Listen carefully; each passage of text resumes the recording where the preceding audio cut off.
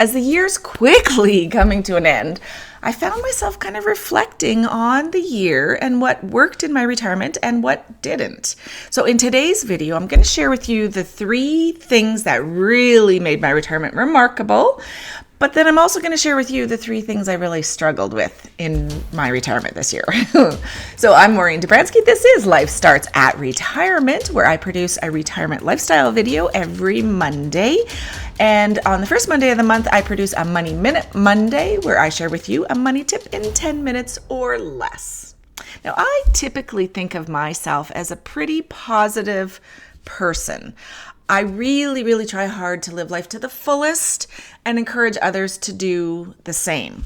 And although I'm not Miss Sunshine with the rose-colored glasses every moment of every day, I think I'm about 90% positive and 10% where I need a little bit of work. So today I want to start though with the 3 things that I really struggled with this past year in my retirement. So in no particular order, number 1.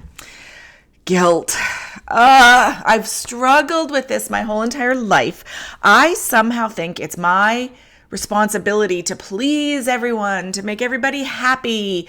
And although I'm getting much better at this, I still struggle with it. For the most part now, it's that I don't feel that I spend enough time and energy with both my parents and my grandkids.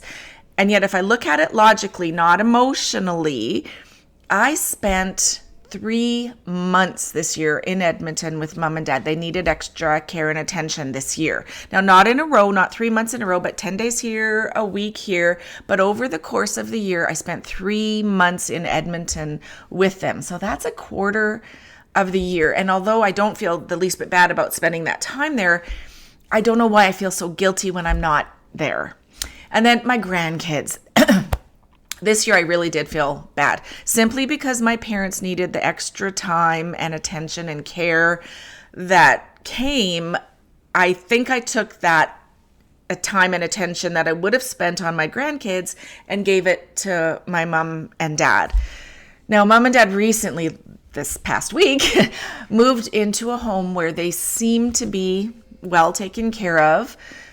More guilt. And I hope that they're happy there, that they're fine there. And I hope to somehow shower my grandchildren with tons and tons of love and attention now over the Christmas holidays. Number 2, spending money. Ken and I seem to be really good match in the money department. He likes to spend and I like to just sit here and watch it grow. So I know I struggle when I take money out of my RRSP or when I spend big money on something, but I'm working on this one as well. And I actually really had a good talk with my mom this week about some of the things now that she had wished she had done in her life. And one of the things she brought up was that she said she wished she had traveled to Africa. I didn't know that was on their sort of bucket list. And they did travel a lot, but now she's mad because they can't do it. So Ken and I recently booked flights. We're going to Georgia. Then we're going to make our way to Florida to meet up with our oldest son and daughter-in-law and their 4 kids. And then we're going on a cruise. Now, logically, I know we're going to have fun. I know we're going to love it. But in the back of my mind, I still go, oh crap, it's going to cost a lot of money. But I'm gearing up for it. I know it's going to be fun. And I'm for those 2 or 3 weeks, actually almost a month, I think I'm just going to suck it up and just spend some money like and have fun. So, and number 3 for me, not being busy enough, or maybe not being busy enough with the things that I love. I was busy with my parents and doing a bunch of things that I didn't love, but not being busy enough with things that I love. Ken always teases me and he says I have way more energy than like 10 people combined. And I know I do have a lot of energy and I do love to keep busy. I've joined golf leagues, I've taken classes, I've done a lot of new things this year, but I still wasn't quite busy enough for me. And I know one of the challenges is because we travel a fair amount, it's really hard to keep that nucleus group of close friends that you can just call up and say, hey, let's go here or let's go shopping or something. So when I'm in a different city, it's hard. But that's one of my plans for next year. I want to find a bit better of a balance of enjoying new experiences in new cities and still traveling. I don't want to not travel, so I'm just working on that. If anyone has any advice for me of how they do it and keep busy in new places, I'd love to hear it. And now I want to end this video with the top 3 things that really did make my retirement remarkable. And this is other than family, because for me that goes without saying. So number 1, warm weather. Somehow the weather really seems to make a big difference on how I view things. I say that now when it's minus 15 outside and snowed again last night. But when I'm in the warm weather, I seem to move more. I walk more. I swim. I golf. I even just sit outside and enjoy it. But when it's cold like it is now, I tend to hibernate more.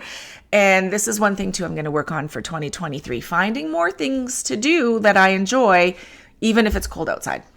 Number 2, friends. I have a few very, very, very close friends, but when my mom fell just recently, I realized that my extended friends were there for me as well. It was really heartwarming to hear a bunch of extended friends reach out to me, talk to me about their experiences, say I'm there for you, call me, follow up with me. It was so heartwarming that I loved every moment of it. So I'm very, very fortunate, and I plan to really spend more time and energy with those amazing, amazing women next year. And the number 3 for me was a purpose. Like I said earlier, I like to be busy, and I found a few ways to bring purpose back into my life. And a big one that I love is with this channel and the fun that I have making videos and talking to people. I realize I'm really, really, really a very, very small fish in this big, huge world, but I love being this little fish with a purpose. I really enjoy thinking, talking, and making retirement remarkable. Now, I'd love to hear from you what both challenges you have in your retirement and what does make your retirement remarkable. I'm Maureen Dobransky. This is Life Starts at Retirement. Please consider subscribing, but also we are growing our Facebook group. If you'd like to join us there, we'd love to have you. It's at facebook.com/groups/Life Starts at Retirement.